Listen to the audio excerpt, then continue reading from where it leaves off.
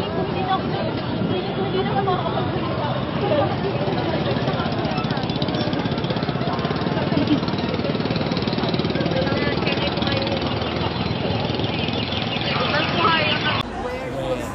When's the next big one?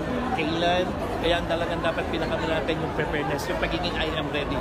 Na hindi lamang tayo, kundi yung buong buong Pilipinas dapat dahil hindi natin So yun lang isang natin, lalo na sa GMA, mag-ano tayo na example na talagang yung readiness natin.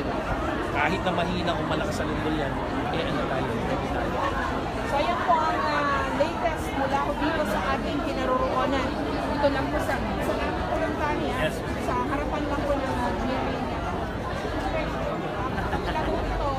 Don't you see? Nakalive po kami sa Facebook. Ano po ang pwede niyo po? Ang isang natin, base doon sa latest ng P-Volks, ay ang epicenter yata sa Zambales. Around 5 yung intensity. Katulad din dito sa Metro Manila.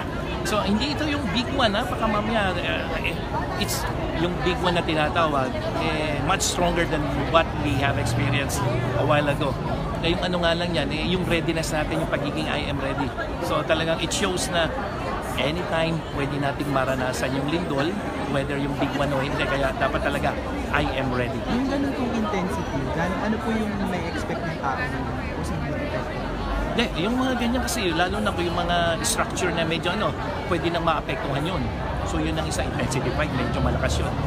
At ang natin kasi, yung duration, ang tagal. So yun ang isang natin. Meron pa po bang mga susunod? Hindi, yun ang hindi natin alam. Pero most likely, yun nasabi ng P-Volks, watch out for yung mga aftershocks. So yun ang isang lang natin. At ang pinakamahalaga, yun ang walang magpapanik.